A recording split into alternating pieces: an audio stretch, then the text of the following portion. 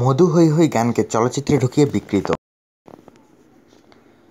কারো মুখে মধু খই খই আরে বিষ খাওয়াইলা, কারো কাছে মধু হৈ হৈ আরে বিষ খাওয়াইলা, কেউ বলেন মধু কই কই আরে বিষ খাওয়াইলা।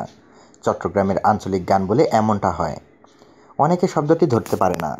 মধু খই খই আরে বিষ খাওয়াইলা, কার কারণে ভালোবাসার দাম ন দিলা, কোন দোষ কান পাই ভালোবাসার দাম ন নিলা।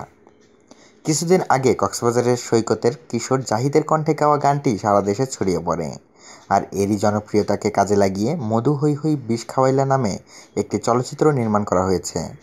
গানটিকে নতুনভাবে গাইয়ে ওই চলচ্চিত্রের আইটেম গান হিসেবে ব্যবহার করা হয়। চলচ্চিত্রটি পরিচালনা করেছেন জসিমউদ্দিন জাকির। মূল গানকে বিকৃতভাবে উপস্থাপন করা হয়েছে বলে উল্লেখ করা হচ্ছে।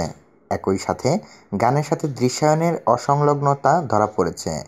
গতকাল মধু হৈ বিষ খাওয়াইলা গানটি সোশ্যাল মিডিয়া ইউটিউবে প্রকাশ করা হয়। আর মধ্যেই শুরু হয়ে গেছে বিতর্ক।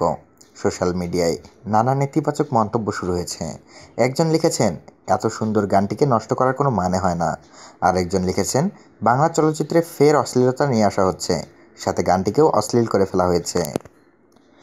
গানকে বিকৃত ও বাজেভাবে উপস্থাপন করার পাশাপাশি গানের প্রকৃত গীতিকারকেও উপেক্ষা করা হয়েছে।